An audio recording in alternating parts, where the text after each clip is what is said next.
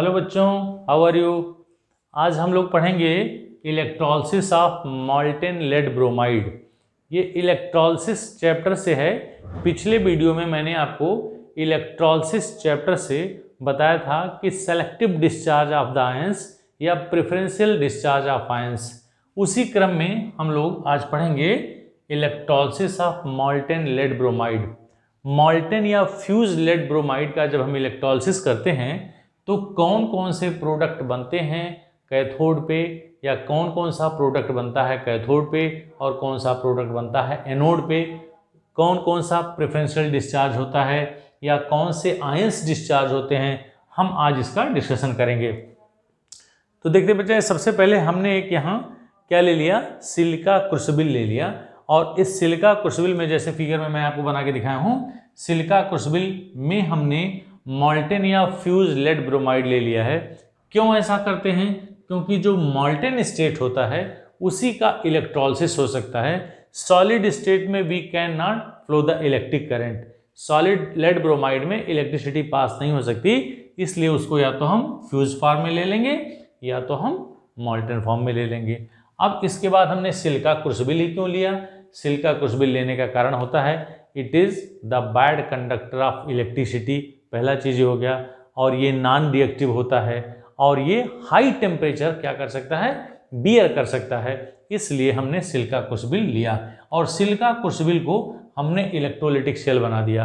आपने देखा इसमें दो इलेक्ट्रोड लगे हुए हैं, एक एनोड है और दूसरा कैथोड है। एनोड और कैथोड, एनोड जो होता है वो ग्रेफाइट होता है और कैथोड जो होगा वो या तो आयरन का होगा या तो ग्रेफाइट का होगा। ये दोनों ही इलेक्ट्रोड जो होते हैं वो इनर्ट इलेक्ट्रोड होते हैं। इनर्ट इलेक्ट्रोड का क्या फायदा होता है कि they do not take part into the chemical reaction, वो केमिकल रिएक्शन में बेटा पार्टिसिपेट नहीं करते हैं। अब इसमें हम टेम्परेचर मीन्स करंट फ्लो कराएंगे और जो इसका एम्पियर होगा, एम्पियर बोले तो इलेक्ट्रिक करंट जो होगा वो 3 एम्पियर का इलेक्ट्रिक करंट इसमें फ्लो कराएंगे। और आपने इसको देखा कि मॉल्टेन लेड ब्रोमाइड हमने ले लिया और इसको हम धीरे धीरे धीरे धीरे 380 डिग्री सेल्सियस तक क्या करते हैं, हीट करते हैं। तो अलग अलग रिएक्शंस क्या होते हैं, कैथोड पे क्या होगा और एनोड पे क्या होगा। तो सबसे पहले जानेंगे कि इससे क्या क्वेश्चन पुटअप हो सकता है एग्जामिनेशन में। बेटा एग्जाम में पूछता है कि क्यों सिलिका क्रूसिबल ले लेते हैं, तो आपको मैंने बता दिया कि because it is non conductor of electricity, it is non reactive and it can bear the high temperature. तो इस तरह से ये 3 कंडीशंस होते हैं सिलिका क्रूसिबल लेने के लिए।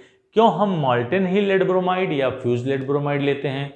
इसका कारण है क्योंकि वह सॉलिड स्टेट में इलेक्ट्रिसिटी नहीं फ्लो कराई जा सकती। कितना टेम्परेचर लेते हैं और कितने एम्पियर का करंट लेते हैं, ये आपको ध्यान रखना होगा। तो आइए देखते हैं बच्चों, अगर लेड ब्रोमाइड का आयोनाइजेशन होगा तो हमने देखा कि लेड ब्रोमाइड जो होगा जब इसका हम आयोनाइजेशन करेंगे तो 2 तरह के आयन बनेंगे बेटा, लेड आयन बनेगा और ब्रोमाइड आयन बनेगा। ठीक है, एक लेड आयन और 2 ब्रोमाइड आयन बनेंगे। तो यह क्या होगा, कैटायन हो गया, ये क्या हो गया, एनायन हो गया। कैटायन और एनायन कहाँ कहाँ जाएगा ये भी ध्यान देना है। तो जो कैटायंस होगा वह कैथोड की तरफ माइग्रेट करेगा और जो एनायन होगा वह एनोड की तरफ माइग्रेट करेगा। तो क्या होगा, अच्छा इसमें इस इलेक्ट्रोड का कोई रोल नहीं है, क्योंकि रोल का मतलब they will not take part into the chemical reaction. क्योंकि मैंने आपको बता दिया कि ग्रेफाइट एनोड क्यों लेते हैं, ये कैथोड जो होगा या तो आयरन या तो ग्रेफाइट दोनों ले सकते हैं, which is the inert electrode. तो एट कैथोड अगर हम ध्यान दें,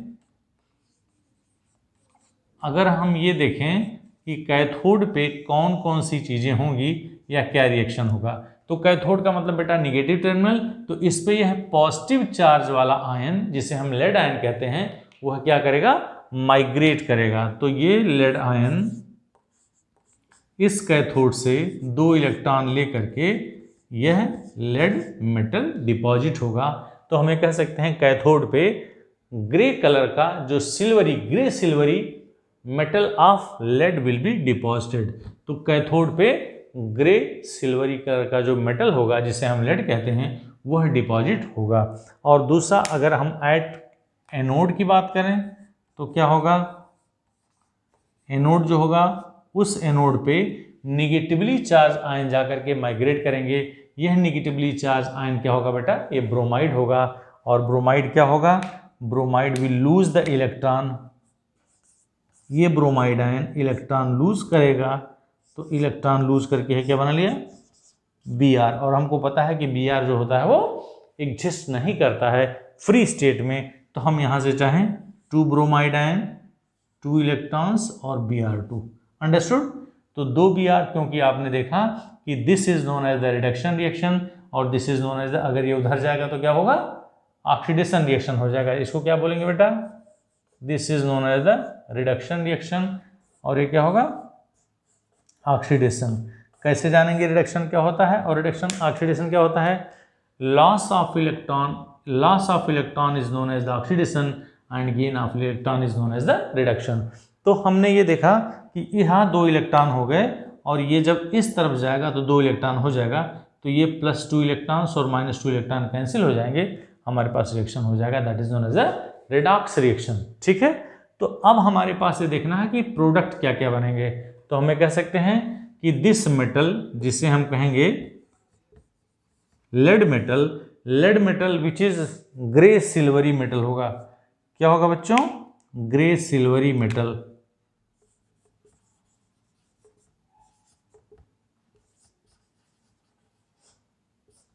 ठीक है, ग्रे सिल्वरी मेटल होगा जो लेड का होगा। और ये जो ब्रोमीन गैस होगी, व्हाट विल यू ऑब्जर्व, ध्यान देंगे, ये रेडिश ब्राउन क्या होगा,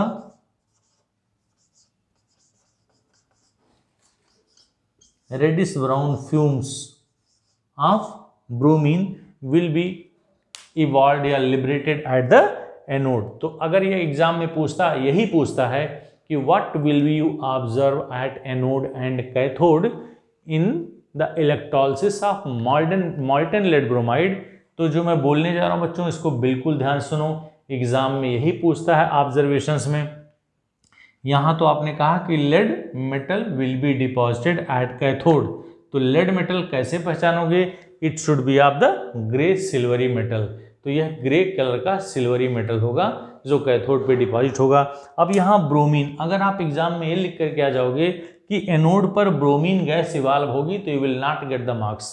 आपको क्या लिखना होगा कि एनोड पर reddish brown fumes of bromine will be evolve. ये ध्यान रखना होगा, क्योंकि आप नंगी आंखों से ऑब्जर्वेशन यही कर रहे हो, तो नंगी आंखों से आपका ऑब्जर्वेशन होगा reddish brown fumes of the bromine will be evolve at the anode. तो इस तरह से these are the product and this is known as the electrolysis of molten lead bromide. अगले वीडियो में हम लोग फिर नया टॉपिक देखेंगे which will be based on the electrolysis. अगले में हम मान लो electrolysis of copper sulphate, electrolysis of sodium chloride, many more topics are there in the chapter electrolysis.